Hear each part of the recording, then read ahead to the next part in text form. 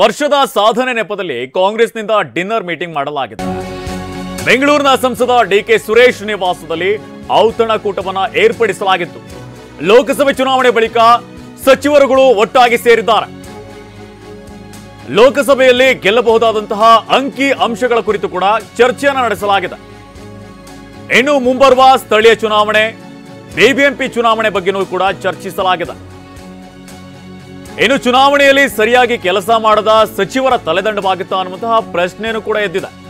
ಎಲ್ಲ ವಿಚಾರಗಳು ಕೂಡ ಚರ್ಚೆ ಆಗಿದೆ ಅನ್ನುವಂತಹ ಮಾತುಗಳು ಕೇಳಿ ಬರ್ತಾ ಇದೆ. ತಮ್ಮ ಇಲಾಖೆಯಲ್ಲಿ ಅಭಿವೃದ್ಧಿ ಮಾಡದ ಸಚಿವರ ಕುರಿತು ಕೂಡ ಚರ್ಚಿಸಲಾಗಿದೆ ಅನ್ನುವಂತಹ ಮಾಹಿತಿ ಲಭ್ಯವಾಗಿದೆ. ಇನ್ನು ಮುಂಬರುವ ಪರಿಷತ್ ಚುನಾವಣೆಯಲ್ಲಿ ಯಾರ್ಯಾರಿಗೆ ಅವಕಾಶವನ್ನು ಕಲ್ಪಿಸಲಾಗಿದೆ, ಜಿಲ್ಲಾ ಮತ್ತು ತಾಲೂಕು ಪಂಚಾಯತ್, ಬಿಬಿಎಂಪಿ ಚುನಾವಣೆ ಬಗ್ಗೆನೂ ಕೂಡ ಚರ್ಚಿಸಲಾಗಿದೆ. ಕೆಪಿಸಿಸಿಯಲ್ಲಿ ಕೆಲವು ಸ್ಥಾನಗಳ ಬದಲಾವಣೆ ವಿಚಾರವಾಗಿಯೂ ಕೂಡ ಈ ಒಂದು ಸಭೆಯಲ್ಲಿ ಡಿನ್ನರ್ ಮೀಟಿಂಗ್ ನಲ್ಲಿ ಚರ್ಚಿಸಲಾಗಿದೆ ಅನ್ನುವಂತಹ ಮಾಹಿತಿನೂ ಕೂಡ ಲಭ್ಯವಾಗಿದೆ. ಇವತ್ತು ಡಿಕೆ ಸುರೇಶ್ ಅವರ ನಿವಾಸದಲ್ಲಿ ಡಿನ್ನರ್ ಮೀಟಿಂಗ್ ಅನ್ನು ಆಯೋಜಿಸಲಾಗಿತ್ತು. ವರ್ಷದ ಸಾಧನೆ ನೆಪದಲ್ಲಿ ಕಾಂಗ್ರೆಸ್ನಿಂದ ಡಿನ್ನರ್ ಮೀಟಿಂಗ್ ಆಯೋಜಿಸಲಾಗಿತ್ತು. ಇದರಲ್ಲಿ ಹಲವು ನಾಯಕರು ಭಾಗಿಯಾಗಿದ್ರು. ಸಿಎಂ, ಡಿಸಿಎಂ, ಸಚಿವರುಗಳು ಕೂಡ ಭಾಗಿಯಾಗಿದ್ರು. ಈ ಒಂದು ಸಭೆಯಲ್ಲಿ ಲೋಕಸಭಾ ಚುನಾವಣೆಯಲ್ಲಿ ಎಷ್ಟು ಸ್ಥಾನಗಳನ್ನ ಗೆಲ್ಲಬಹುದು, ಇನ್ನು ಲೋಕಸಭಾ ಚುನಾವಣೆ ಸಂದರ್ಭದಲ್ಲಿ ಯಾವ್ಯಾವ ಸಚಿವರು ಸಮರ್ಪಕವಾಗಿ ನಿಭಾಯಿಸಿಲ್ಲ, ಚುನಾವಣೆ ಸಂದರ್ಭದಲ್ಲೂ ಕೂಡ ಓಡಾಡಿಲ್ಲ ಅನ್ನುವಂತಹ ಆ ವಿಚಾರಗಳ ಬಗ್ಗೆನೂ ಕೂಡ ಚರ್ಚೆಯನ್ನ ನಡೆಸಲಾಗಿದೆ. ಇನ್ನು ಬರುವಂತಹ ಸ್ಥಳೀಯ ಚುನಾವಣೆಗಳು, ಬಿಬಿಎಂಪಿ ಚುನಾವಣೆ ಆಗಿರ್ಬೋದು, ತಾಲೂಕು ಪಂಚಾಯತ್ ಚುನಾವಣೆ ಆಗಿರ್ಬೋದು, ಇದಕ್ಕೆ ಸಂಬಂಧಪಟ್ಟಂತೆ ಕೂಡ ಚರ್ಚಿಸಲಾಗಿದೆ.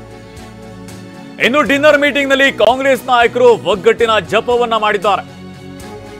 ಮುಂದೆ ಅಧಿವೇಶನ ಬರ್ತಿರೋದ್ರಿಂದ ಎಲ್ಲರೂ ಕೂಡ ಒಟ್ಟಾಗಿರ್ಬೇಕು, ಒಗ್ಗಟ್ಟಾಗಿ ವಿಪಕ್ಷ ನಾಯಕರನ್ನ ಕಟ್ಟಿ ಹಾಕಬೇಕು ಅನ್ನುವಂತಹ ಸಂದೇಶವನ್ನ ರವಾನಿಸಲಾಗಿದೆ. ಸರ್ಕಾರದ ಗ್ಯಾರಂಟಿ ವಿಚಾರಗಳನ್ನ ಮತ್ತಷ್ಟು ಪ್ರಚಾರಗೊಳಿಸಬೇಕು ಅನ್ನುವಂಥ ರೀತಿಯಲ್ಲೂ ಕೂಡ ಸೂಚಿಸಲಾಗಿದೆ. ನೀತಿ ಸಂಹಿತೆ ಬಳಿಕ ಸಾಧನಾ ಸಮಾವೇಶ ನಡೆಸುವಂತಹ ಬಗ್ಗೆನೂ ಕೂಡ ಚರ್ಚಿಸಲಾಗಿದೆ.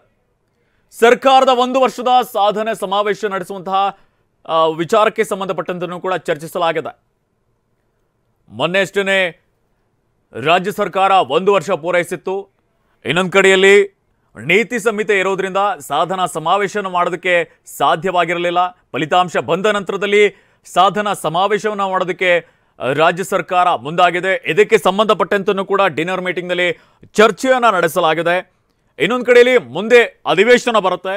ಈ ಒಂದು ಅಧಿವೇಶನದ ಸಂದರ್ಭದಲ್ಲಿ ವಿಪಕ್ಷಗಳನ್ನ ಸಮರ್ಪಕವಾಗಿ ಎದುರಿಸುವಂತ ನಿಟ್ಟಿನಲ್ಲೂ ಕೂಡ ಒಂದು ಸಂದೇಶವನ್ನ ರವಾನಿಸಲಾಗಿದೆ. ಎಲ್ಲರೂ ಕೂಡ ಒಗ್ಗಟ್ಟಾಗಿರ್ಬೇಕು, ಒಟ್ಟಾಗಿರ್ಬೇಕು ಅನ್ನೋ ರೀತಿಯಲ್ಲೂ ಕೂಡ ಒಗ್ಗಟ್ಟಿನ ಜಪವನ್ನ ಮಾಡುವಂತ ಕೆಲಸವನ್ನ ಮಾಡಿರುವಂಥದ್ದು. ಒಂದ್ ಕಡೆಯಲ್ಲಿ ರಾಜ್ಯ ಸರ್ಕಾರ 1 ವರ್ಷ ಪೂರೈಸಿದೆ, ಇನ್ನೊಂದು ಕಡೆಯಲ್ಲಿ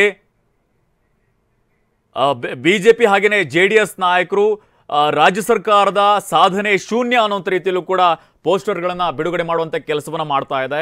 ಈ ಹಿನ್ನೆಲೆಯಲ್ಲಿ ಅಧಿವೇಶನದಲ್ಲಿ ಒಟ್ಟಾಗಿ ಎಲ್ಲರೂ ಕೂಡ ವಿಪಕ್ಷಗಳನ್ನ ಎದುರಿಸಬೇಕು ಅನ್ನೋ ರೀತಿಯಲ್ಲೂ ಕೂಡ ಚರ್ಚೆಯನ್ನು ನಡೆಸಲಾಗಿದೆ.